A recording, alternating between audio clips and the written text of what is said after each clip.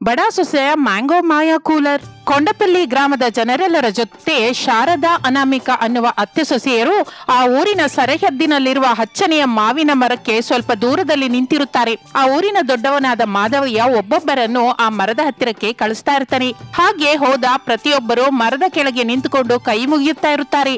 ಒಬ್ಬರಿಗೆ ಮಾವಿನ ಹಣ್ಣು ಕೈಗೆ ಬೀಳುತ್ತೆ, ಮತ್ತೊಬ್ಬರ ಕೈಲಿ ಬೀಳ್ತಾ ಇರೋದಿಲ್ಲ. ಮಾವಿನ ಹಣ್ಣು ಬಿದ್ದವರು ಸಂತೋಷದಿಂದ ಮನೆಗೆ ಹೋಗುತ್ತಾ ಇದ್ದರೆ, ಬೀಳದವರು ದುಃಖದಿಂದ ಹೋಗ್ತಾ ಇರ್ತಾರೆ. ಅತ್ತೆ, ನೀವು ಹೇಳಿದ ಹಾಗೆ ಮಾವಿನ ಮರ ನಿಜವಾದ ಮಾವಿನ ಮರನೇ. ಪ್ರತಿ ಬೇಸಿಗೆ ಕಾಲದಲ್ಲಿ ಏಪ್ರಿಲ್ ತಿಂಗಳಲ್ಲಿ ಮಾವಿನ ಮರ ಮಾವಿನ ಹಣ್ಣು ಕೊಡುತ್ತೆ. ಆ ಮಾವಿನ ಹಣ್ಣನ್ನು ಹಿಡ್ಕೊಂಡು ನಾವು ಏನು ಕೋರಿಕೆ ಕೇಳಿದ್ರು ನಡೆಯುತ್ತೆ. ಈ ವಿಷಯ ನೀನು ಸಂಸಾರಕ್ಕೆ ಬಂದಾಗಿಂದ ಹೇಳ್ತಾ ಇದ್ದೀನಲ್ಲ ಸೊಸೆ, ಆದ್ರೆ ನೀನು ನಂಬಿಲ್ಲ, ನಿಜಕ್ಕೂ ಬರ್ಲೇ ಇಲ್ಲ. ಈ ವರ್ಷ ಬಂದಿದ್ದೀನಲ್ಲ ಅತ್ತೆ. ಯಾಕೆ ಬಂದ್ಯೋ ಅರ್ಥ ಮಾಡಿಕೊಳ್ಳೋದಷ್ಟು ಚಿಕ್ಕವಳೇನಲ್ಲ ಸೊಸೆ, ಅತ್ತೆ ಅಲ್ವಾ. ನಿನ್ನ ಅಮ್ಮನ ಮನಸ್ಸನ್ನು ಅರ್ಥ ಮಾಡ್ಕೊಂಡಿದ್ದೀನಿ ಬಿಡು. ಅತ್ತೆ, ಮಾವಿನ ಹಣ್ಣು ಒಬ್ಬರ ಕೈಲಿ ಬೀಳುತ್ತೆ, ಮತ್ತೊಬ್ಬರ ಕೈಲಿ ಬೀಳ್ತಾ ಇಲ್ಲ, ಯಾಕೆ ಹಾಗೆ? ಅದ್ರ ಅರ್ಥ ಏನು ಸೊಸೆ? ಅದು ಮಾವಿನ ಮರ ಒಳ್ಳೆ ಕೆಲಸ ಮಾಡಿದವರಿಗೆ ಮಾವಿನ ಹಣ್ಣು ಕೊಡುತ್ತೆ. ಆ ಮಾವಿನ ಹಣ್ಣಿನಿಂದ ಒಳ್ಳೆ ಕೆಲಸನೇ ಮಾಡ್ಬೇಕು, ಇಲ್ಲ ಅಂತ ಏನಾದ್ರೂ ಕೆಟ್ಟ ಸಾಹಸ ಮಾಡ್ಬೇಕು ಅಂತ ನೋಡಿದ್ರೆ ಆ ಮಾವಿನ ಹಣ್ಣು ಕಪ್ಪಾಗಿ ಬದಲಾಗುತ್ತೆ ಸೊಸೆ. ಇದೇನೋ ಚೆನ್ನಾಗಿದೆ ಅತ್ತೆ. ಈ ದಿನದಿಂದ ನಾವು ಮಾಡಿದ ಪಾಪ ಪುಣ್ಯಗಳೇನು ಅಂತ ತಿಳಿದು ಹೋಗುತ್ತೆ ಸೊಸೆ. ನೀನು ಒಳ್ಳೆ ಕೆಲಸ ಮಾಡಿದ್ರೆ ನಿಂಗೆ ಮಾವಿನ ಹಣ್ಣು ಸಿಕ್ಕುತ್ತೆ, ಇಲ್ಲ ಅಂದ್ರೆ ಇಲ್ಲ. ಅತ್ತೆ, ನೀವು ಪ್ರತಿ ವರ್ಷನೂ ಈ ಮಾವಿನ ಹತ್ರಕ್ಕೆ ಬಂದು ಕೈ ಮುಗಿತಾ ಇದ್ರಲ್ಲ, ಯಾವತ್ತೂ ಒಂದು ಮಾವಿನ ಹಣ್ಣನ್ನು ತಗೊಂಡ್ಬಂದಿಲ್ಲ ಯಾಕೆ? ಶಾರದಾ ಆ ಮಾತಿಗೆ ಏನೋ ಮಾತನಾಡದೆ ತಲೆ ತಗ್ಗಿಸುತ್ತಾಳೆ. ವಿಷಯ ಅರ್ಥವಾಯ್ತು, ಪ್ರತಿ ವರ್ಷ ಕೈ ಮುಗಿತಾ ಇದ್ದೀರಾ. ಒಳ್ಳೆ ಕೆಲಸ ಮಾಡದ ಕಾರಣದಿಂದ ನಿಮಗೆ ಮಾವಿನ ಹಣ್ಣು ಸಿಕ್ಕಿಲ್ಲ. ಈ ದಿನ ಕೂಡ ಬರುತ್ತೆ ಅನ್ನುವ ಆಸೆ ಇಲ್ಲ. ಇನ್ನು ಆಸೆ ಪಡೋದೇನಕ್ಕೆ ಅತ್ತೆ? ಆದ್ರೆ ಸೊಸೆ, ನಿನಗೆ ಬರುತ್ತೆ ಅನ್ನುವ ನಂಬಿಕೆ ನಂಗಿದೆ. ಇನ್ನು ಅಲ್ಲಿ ಶಾರದಳ ಸರದಿ ಬರುತ್ತದೆ. ಶಾರದಮ್ಮ ತಾಯಿ, ಈಗ ನೀವು ಹೋಗಿ. ಶಾರದಾ ಮಾವಿನ ಮರದ ಹತ್ರಕ್ಕೆ ಬರ್ತಾಳೆ, ಕೈ ಮುಗಿಯುತ್ತಾಳೆ. ಎಂತಹ ಮಾವಿನ ಹಣ್ಣು ಬೀಳಲಿಲ್ಲ. ಇನ್ನು ದುಃಖದಿಂದ ಪಕ್ಕಕ್ಕೆ ಜರುಗುತ್ತಾಳೆ. ಇನ್ನು ಅನಾಮಿಕ ಬರುತ್ತಾಳೆ, ಅವಳು ಕೂಡ ಕೈ ಮುಗಿಯುತ್ತಾಳೆ. ಮಿಂಚುತ್ತಿರುವ ಒಂದು ಮಾವಿನ ಹಣ್ಣು ಅನಾಮಿಕಳ ಕೈಯಲ್ಲಿ ಬೀಳುತ್ತೆ. ಅತ್ತೆ ಸೊಸೆಯರು ಆ ಮಾವಿನ ಹಣ್ಣನ್ನು ನೋಡಿ ಸಂತೋಷ ಪಡುತ್ತಾರೆ. ಆ ಮಾವಿನ ಹಣ್ಣಿನ ಜೊತೆ ಸೇರಿ ಮನೆಗೆ ಬರುತ್ತಾರೆ. ಮನೆಯಲ್ಲಿ ಒಂದು ಮೂಲೆಯಲ್ಲಿರುವ ಟೇಬಲ್ ಮೇಲೆ ಅದನ್ನಿಡುತ್ತಾರೆ. ಮಾವಿನ ಹಣ್ಣು ಮಿಂಚುತ್ತಾ ಅನಾಮಿಕಳ ಮಗ ಹರೀಶನಷ್ಟು ಆಗುತ್ತೆ. ಅದಕ್ಕೆ ಮುಖ ಕೂಡ ಬರುತ್ತೆ, ಕೈ ಕಾಲು ಬರುತ್ತೆ. ಅತ್ತೆ ಸೊಸೆಯರು ಬೆಚ್ಚಿ ಬಿದ್ದು ಮಾಯಾ ನೋಟ ನೋಡ್ತಾ ಇರ್ತಾರೆ. Hello Anamika, how are you ಎಂದು ಆ ಮಾವಿನ ಹಣ್ಣು ಕೇಳುತ್ತದೆ. ಅತ್ತೆ ಸೊಸೆಯರು ಸ್ವಲ್ಪ ಹೊತ್ತಿಗೆ ಬೆಚ್ಚಿ ಬಿದ್ದು ಆ ನೋಟದಿಂದ ಎಚ್ಚೆತ್ತುಕೊಳ್ಳುತ್ತಾರೆ. ಸೊಸೆ, ಮಾವಿನ ಹಣ್ಣು ಏನೋ ಕೇಳ್ತಾ ಇದ್ದೆ, ಕೇಳು. ಇಲ್ಲಿ ನೋಡು ಮಾವಿನ ಹಣ್ಣಿನ ತಾಯಿ, ನಾನು ದೊಡ್ಡದಾಗಿ ಏನೂ ಓದಿಲ್ಲ. ಹಾಗ ಹೇಗಿದ್ದೀಯಾ ಅನಾಮಿಕಾ ಅಂತ ಕೇಳಿದೆ. ನಾನು ಚೆನ್ನಾಗಿದ್ದೀನಿ ಮಾವಿನ ಹಣ್ಣಿನ ತಾಯಿ. ಹಬ್ಬಾ ಅನಾಮಿಕಾ, ಮಾವಿನ ಹಣ್ಣು ತಾಯಿ ಅಂತ ದೊಡ್ಡದಾಗಿ ಯಾಕೆ ಕರಿತೀಯ ಹೇಳು? ಚಿಕ್ಕದಾಗಿ ಮುದ್ದಾಗಿ ಮ್ಯಾಂಗೋ ಅಂತ ಇದೆ ಅಲ್ಲ, ಹಾಗೆ ಕರಿ. ಕರೆದ ನಿಂಗೂ ಚೆನ್ನಾಗಿರುತ್ತೆ, ನಿನ್ನ ಕರೆ ಕೇಳುವ ನನಗೂ ಚೆನ್ನಾಗಿರುತ್ತೆ. ಸರಿ ಮ್ಯಾಂಗೋ, ಇನ್ನು ಮೇಲಿಂದ ಹಾಗೆ ಕರಿತೀನಿ. ಕೇಳ್ಕೋ ಅನಾಮಿಕಾ, ನಿಂಗೇನ್ ಬೇಕು ಕೇಳ್ಕೋ. ಆದ್ರೆ ಒಂದೇ ಒಂದು ಕೋರಿಕೆ. ಯಾವುದೇ ರೀತಿಯ ಆತರವಿಲ್ಲದೆ ಚೆನ್ನಾಗಿ ಆಲೋಚಿಸಿ ಕೇಳು ತಾಯಿ. ಆ ಮಾತನ್ನು ಕೇಳಿ ಅನಾಮಿಕಾ ಆಲೋಚನೆಯಲ್ಲಿ ಬೀಳುತ್ತಾಳೆ. ಶಾರದಾ ಮಾತ್ರ, ಕೇಳ್ಕೊ ಸೊಸೆ, ನೀನೇನ್ ಕೇಳ್ಕೊಂಡ್ರು ಈ ಮಾವಿನ ಹಣ್ಣು ಹಾಗೆ ಬದಲಾಗುತ್ತೆ, ನಿನಗೆ ಸಂತೋಷ ಕೊಡುತ್ತೆ. ಕೇಳ್ಕೊ ಸೊಸೆ, 10 kg ಬಂಗಾರ ಬೇಕು ಅಂತ ಕೇಳ್ಕೊ. ಈ ಮಾವಿನ ಹಣ್ಣು 10 kg ಬಂಗಾರದ ಹಾಗೆ ಬದಲಾಗುತ್ತೆ. ನಮಗೆ ಇಷ್ಟ ಬಂದ ಹಾಗೆ ಒಡವೆ ಮಾಡಿಸ್ಕೋಬಹುದು, ಭವ್ಯ ಕೂಡ ಮಾಡಿಸ್ಬೋದು. ಅನಾಮಿಕಾ, ನಿಮ್ಮತ್ತೆ ಕೇಳಿದ ಹಾಗೆ ಬಂಗಾರನ್ನು ಕೇಳ್ಕೊ. ನನ್ನನ್ನು ಕ್ಷಮಿಸಿ ಅತ್ತೆ, ನಾನು ಬಂಗಾರವನ್ನು ಕೇಳೋದಿಲ್ಲ. ಬಂಗಾರ ಕೇಳ್ಕೊಳಲ್ವಾ? ಸರಿ ಸೊಸೆ, ರೇಷ್ಮೆ ಸೀರೆ ಕೇಳ್ಕೊತ್ಯಾ? ಕೇಳ್ಕೊ, ಬೆಲೆ ಬಾಳ್ವ ರೇಷ್ಮೆ ಸೀರೆ ಬೇಕು ಅಂತ ಕೇಳ್ಕೊ. ಈ ಮಾವಿನ ಹಣ್ಣು 10 ಚೂರಾಗಿ 10 ರೇಷ್ಮೆ ಸೀರೆ ಕೊಡುತ್ತೆ. ತಪ್ಪದೆ ಕೊಡ್ತೀನಿ ಅನಾಮಿಕಾ. ನಿಮ್ಮತ್ತೆ ಹೇಳಿದ ಹಾಗೆ 10 ಅಂದ್ರೆ 10 ಅಲ್ಲ ಅನಾಮಿಕಾ, ಎಷ್ಟು ಬೇಕು ಅಂದ್ರು ಅಷ್ಟು ರೇಷ್ಮೆ ಸೀರೆನ ಕೇಳ್ಕೊ. ನಾನು ನಿನಗೆ ಎಲ್ಲ ರೇಷ್ಮೆ ಸೀರೆ ಕೊಡ್ತೀನಿ. ಅತ್ತೆ, ನಾನು ರೇಷ್ಮೆ ಸೀರೆ ಕೂಡ ಬೇಕು ಅಂತ ಕೇಳ್ಕೊಳಲ್ಲ, ನನಗೆ ರೇಷ್ಮೆ ಸೀರೆ ಏನು ಬೇಡ. ನೀನೇನು ಅನಾಮಿಕಾ, 10 kg ಬಂಗಾರನು ಬೇಡ ಅಂತಿದ್ಯಾ, 10 ತರದ ರೇಷ್ಮೆ ಸೀರೆ ಕೂಡ ಬೇಡ ಅಂತ ಇದೀಯಾ? ಹೆಣ್ಣು ಮಗು ಕೇಳ್ಕೊಳ್ಳೋದು ಇವೆರಡೇ ಅಲ್ವಾ? ಮಾವಿನ ಹಣ್ಣಿನ ತಾಯಿ, ನಾನು ಈಗ ಹುಡುಗಿ ಅಲ್ಲ, ಹೆಂಡತಿ, ಸೊಸೆ, ಅಮ್ಮ ಕೂಡ. ನಾನು ಕೇಳ್ಕೊಳ್ಳೋದೇನಿದ್ರು ಎಲ್ಲರಿಗೂ ಉಪಯೋಗ ಬರ್ಬೇಕು ಹೊರತು ನನಗೊಬ್ಳಿಗೆ ಅಲ್ಲ ಅಂತ ಏನೋ ಇಲ್ಲ, ಇರೋದಿಲ್ಲ. ನನ್ನ ಗಂಡ, ನನ್ನ ಅತ್ತೆ ಮಾವಂದಿರು, ನನ್ನ ಮಕ್ಕಳು ಎಲ್ರೂ ಚೆನ್ನಾಗಿದ್ರೆ ನನಗದೇ ಸಾಕು. ಅದಕ್ಕೆ ನಾನೇನ್ ಕೇಳ್ಕೊಂಡ್ರು ಸರಿ, ಅದು ಎಲ್ಲರಿಗೂ ಉಪಯೋಗಕ್ಕೆ ಬರ್ಬೇಕು. ಸೊಸೆ, ನಾವೆಲ್ಲರೂ ಚೆನ್ನಾಗಿರ್ಬೇಕು ಅಂದ್ರೆ ₹1,00,00,000 ಬೇಕು ಅಂತ ಕೇಳು. ನನ್ಗಷ್ಟು ಅತ್ಯಾಸೆ ಇಲ್ಲ ಅತ್ತೆ, ನನ್ಗೆ ಕೂಲರ್ ಬೇಕು ಅಂತ ಕೋರ್ಕೋತೀನಿ ಅತ್ತೆ ಎಂದು ಅನಾಮಿಕಾ ಹೇಳುತ್ತಾಳೆ. ಅಷ್ಟೇ, ಟೇಬಲ್ ಮೇಲಿರುವ ಮಾಯಾ ಮಾವಿನ ಹಣ್ಣು ಕೂಲರ್ ಆಗಿ ಬದಲಾಗುತ್ತೆ. ಶಾರದಾ ಅಯೋಮಯದಿಂದ ನೋಡ್ತಾಳೆ. ಅನಾಮಿಕಾ ಸಂತೋಷ ಪಡುತ್ತಾಳೆ. ಹೀಗೆ ಅಲ್ವಾ ಅನಾಮಿಕಾ ನೀನು ಕೇಳ್ಕೊಂಡಿರೋದು? ಹೌದು ಮಾವಿನ ಹಣ್ಣಿನ ತಾಯಿ. ಶಾರದಂಗೆ ಅನಾಮಿಕಳ ಮೇಲೆ ಕೋಪ ಬರುತ್ತೆ. ಕೋಪದಿಂದ, ಎಂತ ಮನುಷ್ಯಳೆ ನೀನು, ಕೈಗೆ ಬಂದ ಅದೃಷ್ಟನ ಯಾರಾದ್ರೂ ಹೀಗೆ ಬಿಸಾಕ್ತಾರ? ಲೋಕಜ್ಞಾನ ಎಲ್ಲ ಬದುಕೋಕ್ ಬರಲ್ಲ ನಿಂಗೆ. ಅತ್ತೆ, ಕಷ್ಟಪಟ್ಟು ಬದುಕೋದಿಕ್ಕೆ ಆ ದೇವ್ರು ಕೈಗಳು ಕೊಟ್ಟಿದ್ದಾನೆ, ಆದರೆ ಆ ಸಂಪಾದನೆ ತಿನ್ನೋದಕ್ಕೆ ಸರಿ ಹೋಗುತ್ತೆ. ಮಕ್ಕಳು ಕೇಳಿದ ಕೂಲರ್ ಮಾತ್ರ ಕೊಳ್ಳಲಾರ್ದೆ ಹೋಗ್ತಾ ಇದ್ದೀನಿ. ₹1,00,00,000 ದುಡ್ಡು ಬಂದ ಮೇಲೆ ಕೊಂಡ್ಕೋಬಹುದಲ್ಲ. ಅತ್ತೆ, ಆಸೆ ಬದುಕನ್ನ ಕೊಡುತ್ತೆ, ಅತಿ ಆಸೆ ಆ ಬದುಕನ್ನ ನಾಶ ಮಾಡುತ್ತೆ. ತುಂಬಾ ಚೆನ್ನಾಗಿ ಹೇಳ್ದೆ ಅನಾಮಿಕಾ. ಶಾರದಾ ಅತ್ತೆ ಎಂದು ಮಾವಿನ ಕೂಲರ್ ಕರೆಯುತ್ತಲೇ ಶಾರದಾ ಅಯೋಮಯದಿಂದ ನೋಡ್ತಾಳೆ. ನಾನ್ ಹಿಂಗ ಅತ್ತೆನಾ? ನಾನು ಇಟ್ಕೊಂಡ ಅತ್ತೆ ಅಂತ ಕರಿತಾ ಇದೀಯಾ? ಅನಾಮಿಕಂಗೆ ನೀನು ಅತ್ತೆ, ಅನಾಮಿಕಾ ನನಗೆ ತಂಗಿ, ಆಗ ತಾವು ನನಗೆ ಅತ್ತೆನೇ ಅಲ್ವೇ ಅತ್ತೆ. ಇನ್ನೊಂದ್ಸಲ ಅತ್ತೆ ಅಂತ ಅಂದ್ಯ ನೋಡು, ಚೆನ್ನಾಗಿರಲ್ಲ ಮತ್ತೆ. ಅತ್ತೆ, ತಾವು ಹೀಗೆ ಅತ್ಯಾಸೆ ಪಡ್ತಾ ಇದ್ದೀರಾ, ಆದ್ರಿಂದಲೇ ಮಾಯಾ ಮಾವಿನ ಹಣ್ಣು ನಿಮ್ಮ ಕೈಯಲ್ಲಿ ಬೀಳಲಿಲ್ಲ. ಅನಾಮಿಕಳ ಮನಸ್ಸಿನಲ್ಲಿ ಎಂತಹ ಸ್ವಾರ್ಥನೂ ಇಲ್ಲ. ಅತಿ ಆಸೆ ಅದಕ್ಕಿಂತ ಹೆಚ್ಚಿಲ್ಲ. ಅದಕ್ಕೆ ಈ ಸಲ ಮಾವಿನ ಮರ ನಿಮ್ ಹತ್ರಕ್ಕೆ ಬಂದಿದೆ. ಮಾಯಾ ಮಾವಿನ ಹಣ್ಣನ್ನು ಸ್ವಂತ ಮಾಡ್ಕೊಂಡಿದ್ದೆ. ಅವಳು ಕೂಲರ್ ಬೇಕು ಅಂತ ಕೇಳ್ಕೊಂಡಿದ್ದಾಳೆ. ನಾನ್ ಹೀಗೆ ಕೂಲರ್ ಆಗಿ ಬದಲಾಗಿ ಹೋಗಿದ್ದೀನಿ. ಅದಕ್ಕೆ ಅಂತ ಅತ್ತೆ, ನನ್ನ ತಂಗಿ ಅನಾಮಿಕಳನ್ನು ನೀನು ಏನು ಅನ್ನೋದಕ್ಕೆ ಅವಕಾಶವಿಲ್ಲ. ನಿಮ್ ಇಷ್ಟ ಬಂದಾಗೆ ಮಾಡ್ಕೊಳ್ಳಿ. ಅತ್ತೆ, ಕೂಲರ್ ಚಿಕ್ಕಮ್ಮನಾಗಿ ಹೆಸರು ತಂದುಕೊಂಡ ಶ್ಯಾಮಲಳ ಮನೆಯಲ್ಲಿ ಯಾವಾಗ ನೋಡಿದ್ರು ಕೂಲರ್ ನಡೀತಾನೆ ಇರುತ್ತೆ. ಆ ಕೂಲರ್ ಹತ್ರ ಶ್ಯಾಮಲ ಕೂತ್ಕೊಂಡು ಏನೋ ಒಂದು ತಿಂತ ತನ್ನ ಗಂಡ ಪ್ರಕಾಶನ ಹತ್ರ ಮನೆ ಕೆಲಸ, ಅಡುಗೆ ಕೆಲಸ ಮಾಡಿಸ್ತಾ ಇರ್ತಾಳೆ. ಆ ವಿಷಯ ಊರೆಲ್ಲ ಗೊತ್ತಲ್ಲ ಸೊಸೆ. ನಮ್ಮ ಹರೀಶ್ ಭವ್ಯಂಗೂ ಬೇಸಿಗೆ ರಜೆ ಬಂದಿದೆ, ಮನೆಯಲ್ಲಿ ಬಿಸಿಯಾಗಿದೆ ಅಂತ ಕೂಲರ್ ಶ್ಯಾಮಲ ಅವರ ಮನೆಗೆ ಹೋಗಿದ್ರು. ಹೋಗೋದು ತಪ್ಪೇನಲ್ವಲ್ಲ? ಅತ್ತೆ, ಹೋಗೋದು ನಮ್ಮ ಮಕ್ಕಳ ತಪ್ಪಲ್ಲ, ಆದ್ರೆ ತನ್ನ ಮನೆಗೆ ಹೋದ ಆ ಮಕ್ಕಳ ಹತ್ರ ಪಾತ್ರೆ ತೋಳ್ಸೋದು, ಬಟ್ಟೆ ಒಗ್ಸೋದು, ಮನೆ ಒರ್ಸೋದು ಶ್ಯಾಮಲ ಚಿಕ್ಕಮ್ಮ ಮಾಡ್ತಾ ಇರುವ ದೊಡ್ಡ ತಪ್ಪು ಅತ್ತೆ. ಏನು ಸೊಸೆ ನೀನ್ ಹೇಳ್ತಾ ಇರೋದು? ನಿಜ ಅತ್ತೆ, ಹೊರಗೆ ಬಿಸಿಲು ನೋಡಿದ್ರೆ ಸುಡ್ತಾ ಇದೆ, ಮನೆಯಲ್ಲಿ ದೊಡ್ಡವರಾದ ನಾವೇ ಇರಲಾರ್ದೆ ಹೋಗ್ತಾ ಇದೀವಿ, ಇನ್ನು ಮಕ್ಕಳು ಹೇಗಿರ್ತಾರೆ ಹೇಳಿ? ಅದಕ್ಕೆ ಕೂಲರ್ ಚಿಕ್ಕಮ್ಮ ಶ್ಯಾಮಲಳ ಹತ್ರ ಹೋಗ್ತಾ ಇದ್ದಾರೆ. ಶ್ಯಾಮಲ ಚಿಕ್ಕಮ್ಮ ತನ್ನ ಕೆಲಸ ಮಾಡಿಕೊಳ್ತಾಳೆ ಅಂತ ಮಕ್ಕಳು ಹೇಳಿದಾಗ ನನ್ನ ತಾಯಿ ಮನಸ್ಸು ಎಷ್ಟೆಲ್ಲ ಕುದ್ದು ಹೋಯ್ತೋ ನಿಮಗ್ ಗೊತ್ತಿಲ್ಲ ಅತ್ತೆ. ಆ ಶ್ಯಾಮಲ ಇಷ್ಟು ದೊಡ್ಡ ತಪ್ಪು ಮಾಡ್ತಾ ಇದ್ದಾಗ ನೀನ್ ನಂಗೆ ಹೇಳ್ಬೇಕಿತ್ತಲ್ಲ ಮೊದಲು. ತಾವು ಯಾವಾಗಲೂ ಅತ್ಯಾಸೆಯಿಂದ ಇದ್ರೆ ಏನ್ ಹೇಳ್ತಾಳೆ ಅತ್ತೆ?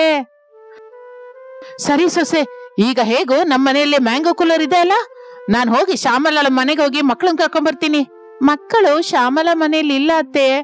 ಮತ್ತೆ ಎಲ್ಲಿದ್ದಾರೆ ಸೊಸೆ? ದಾಮಿನಿ ಅವರ ಮನೆಯಲ್ಲಿ ಬಿಟ್ಟು ಬಂದಿದ್ದೀನಿ. ಅಂದ್ರೆ ಹೋಗಿ ನೀನೇ ಕರ್ಕೊಂಬಾ. ಸರಿ ಅತ್ತೆ ಎಂದು ಅನಾಮಿಕಾ ಮನೆಯಿಂದ ಹೊರಡುತ್ತಾಳೆ.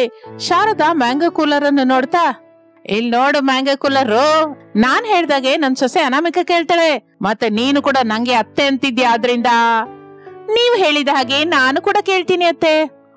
ನಾನು ಕುರ್ಚಿಲಿ ಕೂತ್ಕೋತೀನಿ, ತಣ್ಣನೆ ಗಾಳಿ ಬಿಟ್ಟು ಸಂತೋಷ ಪಡಿಸು ಬಾ ಎಂದು ಶಾರದಾ ಟೇಬಲ್ ಹತ್ರದಿಂದ ಹೋಗಿ ಎಂದು ಮರದ ಕುರ್ಚಿಯಲ್ಲಿ ಕೂತ್ಕೋತಾಳೆ. ಮ್ಯಾಂಗೋ ಕೂಲರ್ ಶಾರದಳ ಹತ್ರಕ್ಕೆ ಹೋಗಿ ನಡೆಯುತ್ತಾ ಇರುತ್ತದೆ. ತಣ್ಣನೆ ಗಾಳಿ ಶಾರದಂಗೆ ತಗುಲುತ್ತಾ ಇರುತ್ತೆ. ಶಾರದಂಗೆ ಎಷ್ಟೋ ಹಾಯಾಗಿರುತ್ತೆ. ಅನಾಮಿಕಾ ಮಕ್ಕಳು ಹರೀಶ್ ಬಾಬೇರನ್ನು ಕರೆದುಕೊಂಡು ಮನೆಗೆ ಬರುತ್ತಾಳೆ. ಮಕ್ಕಳು ಮ್ಯಾಂಗೋ ಕೂಲರ್ ಅನ್ನು ನೋಡಿ ಬಹಳ ಸಂತೋಷ ಪಡುತ್ತಾರೆ. ಮ್ಯಾಂಗೋ ಕೂಲರ್ ಮಾತಾಡುತ್ತೆ ಅಂತ ತಿಳಿದು ಮತ್ತಷ್ಟು ಸಂತೋಷ ಪಡುತ್ತಾರೆ. ಕೂಲರ್ ಜೊತೆ ಮಾತಾಡೋದು ಅವರು ಕೂಡ ಶುರು ಮಾಡುತ್ತಾರೆ. ಮಕ್ಕಳೇ, ಇನ್ ಮೇಲಿಂದ ಎಲ್ಲಿಗೂ ಹೋಗ್ಬೇಡಿ, ಮನೆಯಲ್ಲೇ ಇರಿ. ನಿಮ್ಮಿಬ್ಬರಿಗೆ ಬೇಕಾದ ಕೂಲಿಂಗ್ ಜೊತೆ ನಿಮ್ ಜೊತೆ ಆಡ್ಕೊಳ್ಳೋದಿಕ್ಕೆ ಈ ಮ್ಯಾಂಗೋ ಕೂಲರ್ ಅನ್ನ ಕರ್ಕೊಂಡ್ ಬಂದಿದ್ದೀನಿ. ಸರಿ ಮಮ್ಮಿ, ಮನೆಯಲ್ಲಿ ಕೂಲರ್ ಇರ್ಬೇಕಾದ್ರೆ ನಾವು ಬೇರೆಯವ್ರ ಮನೆಗೆ ಯಾಕೆ ಹೋಗ್ತೀವಿ ಮಮ್ಮಿ? ನೀನು ಹೇಳಿದ ಹಾಗೆ ಇನ್ನು ಮೇಲಿಂದ ಈ ಮ್ಯಾಂಗೋ ಕೂಲರ್ ಜೊತೆ ಆಡ್ಕೊಳ್ತಾ ಇರ್ತೀವಿ ಮಮ್ಮಿ ಎಂದು ಮಕ್ಕಳು ಹೇಳುತ್ತಲೇ ಅನಾಮಿಕಾ ಎಷ್ಟು ಸಂತೋಷ ಪಡುತ್ತಾಳೆ. ಹಾಗೆ ಆ ದಿನದಿಂದ ಮ್ಯಾಂಗೋ ಕೂಲರ್ ಮನೆಯನ್ನು ಸದಾ ವೇಳೆಯಲ್ಲಿ ತಣ್ಣಗಿಡುತ್ತಾ ಮನೆಯಲ್ಲಿರುವವರೆಲ್ಲರನ್ನು ಸಂತೋಷದಿಂದಿಡುತ್ತದೆ. ಅನಾಮಿಕಳ ಕುಟುಂಬ ಮ್ಯಾಂಗೋ ಕೂಲರ್ ಬೀಸುತ್ತಿರುವ ತಂಗಾಳಿಯ ಜೊತೆಗೆ ಮಾಡುತ್ತಿರುವ ತುಂಟತನದಿಂದ ಆನಂದದಿಂದ ಜೀವಿಸ್ತಾ ಇರ್ತಾರೆ. ಇದು ಇಂದಿನ ಕತೆ. ಮತ್ತೊಂದು ಆಸಕ್ತಿಕರವಾದ ಕತೆ ಜೊತೆ ಮತ್ತೆ ಸೇರೋಣ. ಅಲ್ಲಿಯವರೆಗೂ ವಿರಾಮ. ನಮಸ್ತೆ.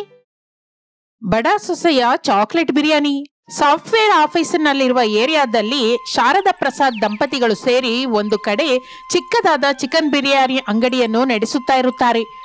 ಬನ್ನಿ ಸ್ವಾಮಿ ಬನ್ನಿ, 100 ಕೊಡಿ ಚಿಕನ್ ಬಿರಿಯಾನಿನ, ಹೊಟ್ಟೆ ತುಂಬ ತಿನ್ನಿ ಎಂದು ಅರಚುತ್ತಾ ಇರುತ್ತಾನೆ ಪ್ರಸಾದ್. ಬಂದವರ ಹತ್ತಿರದಿಂದ ದುಡ್ಡು ತೆಗೆದುಕೊಂಡು ಬೇಕಾದಷ್ಟು ಬಿರಿಯಾನಿಯನ್ನು ಕೊಡ್ತಾ ಇರ್ತಾಳೆ ಶಾರದಾ. ಹಾಗೆ ಬಂದ ದುಡ್ಡಿನಿಂದಲೇ ಮಗ ರಮೇಶ್ನನ್ನು ಡಿಗ್ರಿ ಕಾಲೇಜ್ಗೆ ಕಳಿಸಿ ಓದಿಸುತ್ತಾ ಇರ್ತಾಳೆ.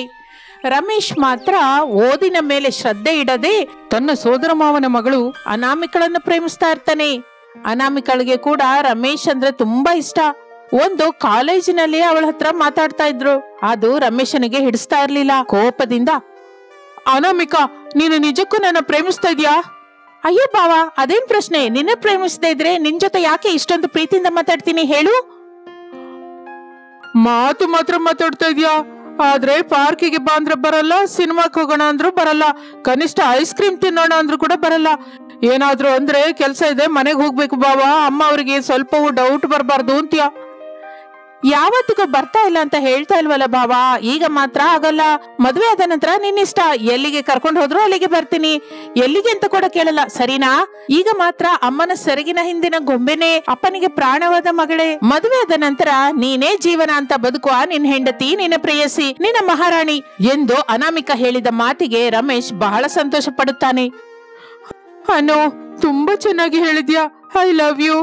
ಮತ್ತೆ ನಾನು ಹೋಗ್ಲಾ? ಹೋಗುವನು ಎಂದು ರಮೇಶ್ ಇಷ್ಟದಿಂದ ಹೇಳುತ್ತಲೇ ಅನಾಮಿಕಾ ಕಾಲೇಜಿನಿಂದ ಆಟೋದಲ್ಲಿ ಹೊರಟು, ಸಾರಿ ಭಾವ, ಮನೆಗೆ ಹೋಗ್ತಾ ಇದ್ದೀನಿ ಅಂತ ನಿನ್ ಜೊತೆ, ಕಾಲೇಜ್ಗೆ ಹೋಗ್ತಾ ಇದ್ದೀನಿ ಅಂತ ಅಮ್ಮನ ಹತ್ರ ಸುಳ್ಳು ಹೇಳಿ ನಾನು ನಮ್ ಸೋದರತೆ ಶಾರದಾ ಬಿರಿಯಾನಿ ಅಂಗಡಿಗೆ ಕೆಲಸ ಮಾಡಕ್ ಹೋಗ್ತಾ ಇದ್ದೀನಿ. ನಿನಗೆ ಹಿಡಿಸಿದ ಹಾಗೆ ಅತ್ತೆ ಮಾವಂಗ ಕೂಡ ನಾನು ಹಿಡಿಸ್ಬೇಕಲ್ಲ, ಅದಕ್ಕೆ ಈ ಪ್ರಯತ್ನ. ನಾನು ಈ ಪ್ರಯತ್ನದಲ್ಲಿ ವಿಜಯ ಸಾಧಿಸುವಂತ ಕೋರ್ಕೊ ಭಾವ ಎಂದು ತನ್ನಲ್ಲಿ ತಾನು ಅಂದ್ಕೋತಾಳೆ. ಸ್ವಲ್ಪ ಸಮಯದ ನಂತರ ಶಾರದಾ ಬಿರಿಯಾನಿ ಅಂಗಡಿ ಹತ್ರ ಆಟೋ ನಿಲ್ಲುತ್ತೆ. ದುಡ್ಡು ಕೊಟ್ಟು ಕೆಲಸ ಮಾಡುವುದಕ್ಕೆ ಬಿರಿಯಾನಿ ಅಂಗಡಿ ಹತ್ರಕ್ಕೆ ಬರ್ತಾಳೆ ಅನಾಮಿಕಾ. ಶಾರದಂಗೆ ಗೊತ್ತಿಲ್ಲ ಅನಾಮಿಕಾ ತನ್ನ ಸೋದರ ಸೊಸೆ ಎಂದು, ಆದರೆ ಅನಾಮಿಕಂಗೆ ಗೊತ್ತು ಶಾರದಾ ತನ್ನ ಸೋದರತ್ತೆ ಎಂದು. ಆದರೆ ಹಾಗೆ ಕರೆಯದೆ ಮೇಡಮ್ ಅಂತ ಅಮ್ಮನವರೇ ಅಂತ ಕರೀತಾ ಇರ್ತಾಳೆ. ನಮಸ್ತೆ ಮೇಡಮ್. ಹಾಕಿದ ನಮಸ್ತೆ ಸಾಕ್ ಅನಾಮಿಕಾ, ಹೋಗಿ ಈರುಳ್ಳಿ ಲೆಮನ್ ಕಟ್ ಮಾಡಿ ಪ್ಲೇಟಲ್ಲಿಡು, ಈಗ ತಿನ್ನೋದಕ್ಕೆ ಬರ್ತಾರಲ್ವಾ? ಆಯ್ತು ಅಮ್ಮನವರೇ ಎಂದು ಅನಾಮಿಕಾ ಈರುಳ್ಳಿ ಕಟ್ ಮಾಡ್ತಾ ಇರ್ತಾಳೆ. ಸಮಯ ಕಳೆಯುತ್ತಿದ್ದ ಹಾಗೆ ಬಿರಿಯಾನಿ ತಿಂತಾ ಇರುವವರ ಸಂಖ್ಯೆ ಹೆಚ್ಚಾಗಿ ಹೋಗುತ್ತಾ ಇದ್ದಿದ್ದರಿಂದ ಶಾರದಾ ಬಿರಿಯಾನಿ ಅಂಗಡಿ ತುಂಬಾ ಚೆನ್ನಾಗಿ ನಡೀತಾ ಇರುತ್ತೆ. ಅನಾಮಿಕಾ ಬಿರಿಯಾನಿ ಅಂಗಡಿಯಲ್ಲಿ ಚಾಲಾಕಿಯಾಗಿ ಕೆಲಸ ಮಾಡುವುದನ್ನು ನೋಡಿ, ಏನು ಅಂದ್ರೆ ಅನಾಮಿಕಳನ್ನ ನಮ್ಮ ಮನೆಗೆ ಸೊಸೆಯಾಗಿ ಮಾಡ್ಕೊಳ್ಳೋಣವಾ?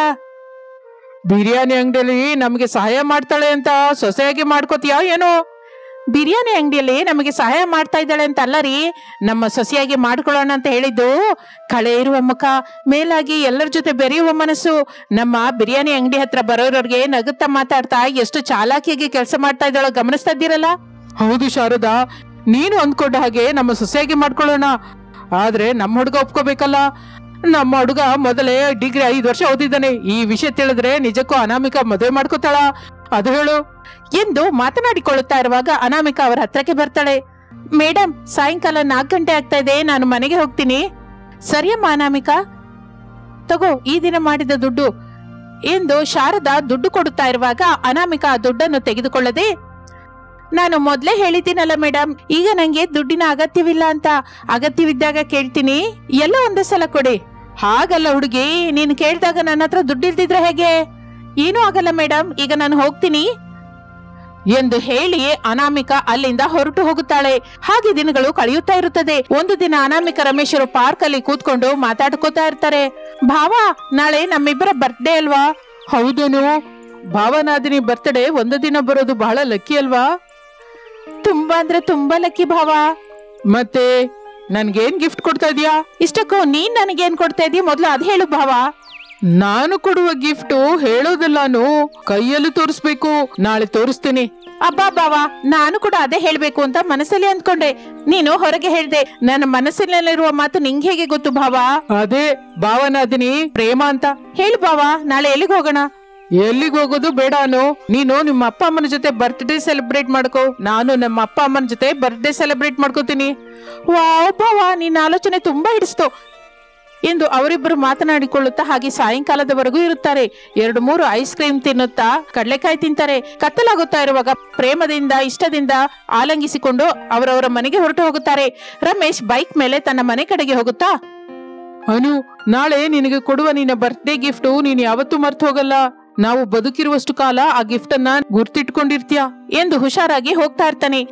ಅನಾಮಿಕಾ ಆಟೋದಲ್ಲಿ ತನ್ನ ಮನೆಗೆ ಹೋಗುತ್ತಾ, ಭಾವ, ಈ ಬರ್ತ್ಡೇ ನೀನು ಯಾವತ್ತಿಗೂ ಮರೆತು ಹೋಗದ ಹಾಗೆ ಇರುವಾಗೆ ಗಿಫ್ಟ್ ರೆಡಿ ಮಾಡ್ತಾ ಇರ್ತೀನಿ. ನಾಳೆ ತಗೊಂಡ್ ಬಂದು ನಿನ್ನ ಕಣ್ಣು ಮುಂದೆ ಸಡನ್ ಆಗಿ ಓಪನ್ ಮಾಡ್ತೀನಿ. ಆಗ ನಿನ್ನ ಕಣ್ಣಿನಲ್ಲಿ ಮಿಂಚುವ ಸಂತೋಷವನ್ನ ನಾನ್ ನೋಡ್ಬೇಕು ಎಂದುಕೊಳ್ಳುತ್ತಾ ಸಂತೋಷ ಪಡುತ್ತಾ ಇರ್ತಾಳೆ. ಇನ್ನು ಆ ದಿನ ರಾತ್ರಿ ರಮೇಶ್, ಶಾರದಾ, ಪ್ರಸಾದ್ ಮೂವರು ಕೂತ್ಕೊಂಡು ಬಿರಿಯಾನಿ ತಿಂತಾ ಇರ್ತಾರೆ. ಮಗು ರಮೇಶ್, ನಾಳೆ ನಿನ್ ಬರ್ತ್ಡೇ ಕಣೋ. ಒಂದು ನನ್ ಬರ್ಡೇನೆ ಮಾತ್ರನಾ ಅಮ್ಮ ಎಂದು ರಮೇಶ್ ಕೇಳುತ್ತಲೇ ಶಾರದಾ, ಪ್ರಸಾದ್ ಇಬ್ಬರು ಒಬ್ಬರ ಮುಖವನ್ನು ಒಬ್ಬರು ನೋಡ್ಕೋತಾರೆ. ರಮೇಶ್ ತನ್ನ ನಾದಿನಿ ಅನಾಮಿಕಳ ಬಗ್ಗೆ ಕೇಳ್ತಾ ಇದ್ದಾನೆ ಅಂತ ಅವರಿಬ್ಬರು ಅರ್ಥ ಮಾಡ್ಕೋತಾರೆ. ಎಷ್ಟೋ ಜನ ಹುಟ್ಟಿದವರು ಇರ್ತಾರಪ್ಪ, ಅವರೆಲ್ಲರ ಜೊತೆ ನಮ್ಗೇನಕ್ಕೆ ಹೇಳು? ನಿನಗೆ ಮದುವೆ ವಯಸ್ಸು ಬಂದಿದೆಪ್ಪ, ನಿಂಗೆ ಮದುವೆ ಮಾಡೋಣ ಅನ್ಕೋತಾ ಇದೀವಿ. ಅಪ್ಪ, ನಂಗೆ ಅನಾಮಿಕಾ ಅಂದ್ರೆ ತುಂಬಾ ಇಷ್ಟ. ನಾನು ಅವಳನ್ನ ಬಿಟ್ಟು ಮತ್ತೆ ಯಾರನ್ನು ಮದುವೆ ಮಾಡ್ಕೊಳ್ಳಲ್ಲ. ನಂಗೆ ಅನಾಮಿಕನೇ ಬೇಕು. ಇಲ್ಲ ಅಂದ್ರೆ ನಾನು ಮದುವೆನೇ ಮಾಡ್ಕೊಳ್ಳಲ್ಲ. ಮಗು ರಮೇಶ್, ಅನಾಮಿಕನ್ನ ನಿಂಗೆ ಕೊಟ್ಟು ಮದುವೆ ಮಾಡೋದಕ್ಕೆ ಅವ್ರ ಅಮ್ಮ ಅಪ್ಪ ಒಪ್ಕೊಳ್ಳಲ್ಲ ಕಣೋ. ಅವರ ಅಪ್ಪ ಅಮ್ಮನ ವಿಷಯ ಪಕ್ಕಕ್ಕಿಡಿ. ಅವರನ್ನಲ್ಲ ಅಂತ ಅನಾಮಿಕಾ ನನ್ ಜೊತೆ ನಮ್ಮ ಮನೆಗ್ ಬರ್ತಾಳೆ. ಹಾಗೆ ಬರೋದು ನಿಂಗೆ ಇಷ್ಟವಾದ್ರೆ ಹೇಳಿ ಅಪ್ಪ, ನಾನು ಅನಾಮಿಕಳ ಹತ್ರ ಮಾತಾಡ್ತೀನಿ. ಬೇಡ ಮಗನೇ, ಹಾಗ್ ಮಾಡ್ಬೇಡ. ಅನಾಮಿಕಂಗೆ ಅಲ್ಲ, ಯಾವ ಹೆಣ್ಣು ಮಗಳಿಗೂ ಅಷ್ಟೇ ತವರಿಲ್ಲದ ಹಾಗೆ ಮಾಡ್ಬೇಡ. ಪ್ರೇಮಿಸಿದವರ ಯಾವತ್ತು ಇಬ್ಬರಿಗೂ 2 ಕುಟುಂಬವನ್ನು ಕೊಡಬೇಕು. ಪ್ರೇಮ ಅನ್ನುವ 2 ಅಕ್ಷರಗಳು ಗಂಡ ಹೆಂಡತಿ ಇಬ್ರೇ ಅಲ್ವೋ, ಅತ್ತೆ ಮನೆ ಅಮ್ಮನ ಮನೆ ಅಂತ. ಅದು ತಿಳಿಯದೆ ಬಹಳ ಜನ ನೀನು ನಾನು ಅಂದ್ಕೊಂಡು ಮುಂದಕ್ಕೆ ಹೋಗ್ತಾ ಇರ್ತಾರೆ. ಈಗ ನನ್ನೇನ್ ಮಾಡುವಂತೀಯಮ್ಮ? ನನ್ನ ಸೋದರ ಸೊಸೆ ತನ್ನ ಅಮ್ಮ ಅಪ್ಪನ ಜೊತೆ ನಮ್ಮ ಮನೆಗ್ ಬಂದು ಮಾತಾಡಿದ್ರೆ ನಾವೇ ಹತ್ತಿರ ನಿಂತು ಮದುವೆ ಮಾಡ್ತೀವಪ್ಪ ಎಂದು ಹೇಳುತ್ತಲೇ ರಮೇಶ್ ಸಂತೋಷ ಪಡುತ್ತಾನೆ. 2 ಚಿಕನ್ ಪೀಸ್ ಹೆಚ್ಚಾಗಿ ತಿಂತಾನೆ. ಇನ್ನು ಅನಾಮಿಕಾ ತನ್ನ ತಾಯಿ ತಂದೆ ಜೊತೆ ಮಾತನಾಡುತ್ತಾ ರಮೇಶ್ ಅನ್ನು ಪ್ರೇಮಿಸಿದ ವಿಷಯ ಹೇಳುತ್ತಾಳೆ. ರಾಜಯ್ಯ, ಸುಜಾತ ಇಬ್ಬರು ಸಂತೋಷ ಪಡುತ್ತಾರೆ. ಸರಿ ತಾಯಿ, ನೀನು ನನ್ನ ಸೋದರಳೆಯನ್ನ ಮದುವೆ ಮಾಡ್ಕೋತೀನಿ ಅಂದ್ರೆ ನಾನೇನಕ್ಕಿಲ್ಲ ಅಂತೀನಿ ಹೇಳು. ನಾಳೆ ನೀನ್ ಹುಟ್ಟಿದ ದಿನವಲ್ಲ, ನಾವು ಅವ್ರ ಮನೆಗೆ ಹೋಗಿ ಮಾತಾಡೋಣ ಎಂದು ಹೇಳುತ್ತಲೇ ಅನಾಮಿಕಾ ಬಹಳ ಸಂತೋಷ ಪಡುತ್ತಾಳೆ. ಆ ದಿನ ರಾತ್ರಿ ಮನೆ ಹೊರಗೆ ರಮೇಶ್ ಆ ಕಡೆ ಈ ಕಡೆ ತಿರುಗುತ್ತಾ ಅನಾಮಿಕಳ ಜೊತೆ ಫೋನಲ್ಲಿ ಮಾತಾಡ್ತಾ ಇರ್ತಾನೆ. ಆಗ ಅನಾಮಿಕಾ ಕೂಡ ಹಿತ್ತಲಲ್ಲಿ ತಿರುಗುತ್ತಾ ಸಂತೋಷದಿಂದ ಮಾತಾಡ್ತಾ ಇರ್ತಾಳೆ. ರಾತ್ರಿ 12 ಗಂಟೆಗೆ ಒಬ್ಬರಿಗೆ ಒಬ್ಬರು ಹುಟ್ಟಿದ ದಿನ ಶುಭಾಶಯಗಳನ್ನು ಹೇಳಿಕೊಳ್ಳುತ್ತಾ ಅವರು ಮಾತಾಡ್ತಾ ಇರ್ತಾರೆ. ಆ ರಾತ್ರಿ ಎಲ್ಲ ಹಾಗೆ ಕಳೆದು ಹೋಗುತ್ತೆ. ಮಾರನೇ ದಿನ ರಾಜಯ್ಯ, ಸುಜಾತರು ಶಾರದಾ ಅವರ ಮನೆಗೆ ಬರುತ್ತಾರೆ. ಮಾತುಕತೆ ಆದ ನಂತರ ಕೂತ್ಕೋತಾರೆ. ರಮೇಶ್ ಅನಾಮಿಕಳಿಗಾಗಿ ಆತುರತೆಯಿಂದ ಎದುರು ನೋಡ್ತಾ ಇರ್ತಾನೆ. ಅನಾಮಿಕಾ ಬರಲಿಲ್ಲ ಎಂದು ತಿಳಿದು ಸಪ್ಪೆ ಮುಖ ಹಾಕುತ್ತಾನೆ. ತಂಗಿಯಮ್ಮ, ನನ್ನ ಮಗಳನ್ನ ನಿನ್ನ ಸೊಸೆಯಾಗಿ ಮಾಡ್ಕೋಬೇಕು. ಮೊದ್ಲು ನಿನ್ನ ಮಗಳನ್ನು ತೋರಿಸು ಅಣ್ಣಯ್ಯ. ಅಮ್ಮ, ಅನಾಮಿಕಾ ಎಂದು ಕರೆಯುತ್ತಲೇ ಅನಾಮಿಕಾ ಅವರ ಮನೆಯೊಳಗೆ ಬರುತ್ತಾಳೆ. ಅನಾಮಿಕಳನ್ನು ನೋಡಿ ಶಾರದಾ ದಂಪತಿಗಳು ಶಾಕ್ ಆಗುತ್ತಾರೆ. ಆ ನಂತರ ನಿಜವಾದ ವಿಷಯ ತಿಳಿದುಕೊಳ್ಳುತ್ತಾರೆ. ಇಬ್ಬರಿಗೂ ಘನವಾಗಿ ಮದುವೆ ನಡೆಸುತ್ತಾರೆ. ಅನಾಮಿಕಾ ಸೊಸೆಯಾಗಿ ಶಾರದಾ ಮನೆಗೆ ಕಾಲಿಡುತ್ತಾಳೆ. ಮನೆ ಕೆಲಸ, ಅಡುಗೆ ಕೆಲಸ ಶ್ರದ್ಧೆಯಿಂದ ಮಾಡ್ಕೊತಾ ಇರ್ತಾಳೆ. ಒಂದು ದಿನ ಬಿರಿಯಾನಿ ಅಂಗಡಿ ಮುಚ್ಚಿಕೊಂಡು ಶಾರದಾ ದಂಪತಿಗಳು ಮನೆಯಲ್ಲಿ ಕೂತಿರ್ತಾರೆ. ಆಗ ಅನಾಮಿಕಾ ವಿಷಯವೇನು ಎಂದು ಕೇಳಿ ತಿಳಿದುಕೊಳ್ಳುತ್ತಾಳೆ. ಅತ್ತೆ, ಫುಡ್ ಲವರ್ಸ್ ಟೇಸ್ಟ್ ಯಾವಾಗಿಂದ ಅವಾಗ ಬದಲಾಗ್ತಾ ಇರತ್ತೆ. ನಿಜಾನೇ ಸೊಸೆ, ಈಗ ನಾನು ಹೊಸದಾಗಿ ಯಾವ ಬಿರಿಯಾನಿ ಮಾಡಿ ಮಾರ್ಲಿ? ನಾನಿದ್ದೀನಲ್ಲ ಅತ್ತೆ, ನಾಳೆಯಿಂದ ನಾನು ನಮ್ಮ ಬಿರಿಯಾನಿ ಅಂಗಡಿ ಹತ್ರ ಬರ್ತೀನಿ. ನೋಡಮ್ಮ ಸೊಸೆ, ಏನಾದ್ರೂ ಹೊಸ ಬಿರಿಯಾನಿ ಮಾಡಿದ್ರೆ ಫಲಿತ ಇರುತ್ತಮ್ಮ. ಅದೇ ಮಾವಯ್ಯ, ನಾಳೆಯಿಂದ ಚಾಕ್ಲೇಟ್ ಬಿರಿಯಾನಿ ಮಾಡಿ ಮಾರೋಣ ಅಂತ ಇದ್ದೀನಿ. ಚಾಕ್ಲೇಟ್ ಬಿರಿಯಾನಿನ? ಅದ್ ಹೇಗೆ ಮಾಡ್ತಾರ ನಂಗೆ ಗೊತ್ತಿಲ್ವಲ್ಲ. ನಾನಿದ್ದೀನಲ್ಲ ಅತ್ತೆ, ನನ್ಗ್ ಗೊತ್ತು. ಇನ್ ಮೇಲಿಂದ ಮಾವಯ್ಯ ಮನೆ ಹತ್ರನೇ ಇರ್ತಾರೆ. ನೀವು ನಾನು ಸೇರಿ ಚಾಕ್ಲೇಟ್ ಬಿರಿಯಾನಿ ಮಾಡಿ ಮಾರೋಣ. ಹಾಗೆ ಸೊಸೆ, ಇನ್ನು ಮೇಲಿಂದ ನೀನು ಹೇಗೆ ಹೇಳಿದ್ರೆ ಹಾಗೆ. ಅತ್ತೆ, ಮಾರ್ಕೆಟ್ಗೆ ಹೋಗೋಣ ಎಂದು ಅತ್ತೆ ಸೊಸೆಯರಿಬ್ಬರು ಶಾರದಾ ಅನಾಮಿಕರು ಮನೆಯಿಂದ ಹೊರಡುತ್ತಾರೆ. ರಮೇಶ್ ಬೆಡ್ರೂಮ್ ಒಳಗೆ ಕೂತ್ಕೊಂಡು ಸೆಲ್ ಫೋನ್ ನಲ್ಲಿ ಹಾಡುಗಳನ್ನು ಕೇಳುತ್ತಾ ಇರುವಾಗ ಆಗಲೇ ಅಲ್ಲಿಗೆ ರಮೇಶ್ ತಂದೆ ಪ್ರಸಾದ್ ಬರುತ್ತಾನೆ. ಮಗು, ಈಗ ನಿನಗೆ ಮದುವೆ ಆಗಿದೆ, ಹೀಗೆ ಸಮಯ ವೃಥ ಮಾಡುವುದು ಅಷ್ಟು ಒಳ್ಳೇದಲ್ಲ. ಏನಾದ್ರೂ ಕೆಲಸ ನೋಡ್ಕೊಂಡ್ರೆ ಒಳ್ಳೇದು. ಅಪ್ಪ, ನಾನಿದೆಲ್ಲ ಮೊದಲೇ ಆಲೋಚಿಸಿದ್ದೀನಿ. ಈ ಒಂದು ದಿನ ಮಾತ್ರನೇ ನಾನ್ ಮನೆ ಹತ್ರ ಕಾಣಿಸ್ತೀನಿ, ನಾಳೆಯಿಂದ ಕಾಣಿಸಲ್ಲ. ಅಂದ್ರೆ ಮೊದಲೇ ಜಾಬ್ ನೋಡ್ಕೊಂಡಿದ್ಯಾನೋ ಮಾತು ಎಂದು ಪ್ರಸಾದ್ ಕೂಡ ಸಂತೋಷ ಪಡುತ್ತಾನೆ. ಇನ್ನು ಮಾರನೇ ದಿನ ಅನಾಮಿಕಾ ಮೊದಲು ಅಂದುಕೊಂಡ ಹಾಗೆಯೇ ಚಾಕ್ಲೇಟ್ ಬಿರಿಯಾನಿ ಮಾಡಿ ಮಾರಲಿಕ್ಕೆ ಶುರು ಮಾಡುತ್ತಾಳೆ. ಬಿರಿಯಾನಿ ಲವರ್ಸ್, ಚಾಕ್ಲೇಟ್ ಲವರ್ಸ್ ಜೊತೆ ಇತರರು ಕೂಡ ಹೊಸದಾಗಿ ಇದೆ ಎನ್ನುತ್ತಾ ವಾವ್ ಅನ್ನುತ್ತಾ ರುಚಿಕರವಾಗಿದೆ ಎಂದು ತಿನ್ನುತ್ತಾ ಇರುತ್ತಾರೆ. ಹಾಗೆ ಬಡ ಸೊಸೆ ಅನಾಮಿಕಾ ಶುರು ಮಾಡಿದ ಚಾಕ್ಲೇಟ್ ಬಿರಿಯಾನಿ ವ್ಯಾಪಾರ ಆರಾಮಾಗಿ ಆನಂದವಾಗಿ ಲಾಭದಾಯಕವಾಗಿ ನಡೀತಾ ಇರುತ್ತೆ. ಅದರಿಂದ ಅನಾಮಿಕಳ ಕುಟುಂಬ ಸಂತೋಷದಿಂದ ಜೀವಿಸ್ತಾ ಇರುತ್ತೆ. ಇದು ಇಂದಿನ ಕತೆ. ಮತ್ತೊಂದು ಆಸಕ್ತಿಕರ ಕತೆ ಜೊತೆ ಮತ್ತೆ ಸೇರೋಣ. ನಮಸ್ತೆ.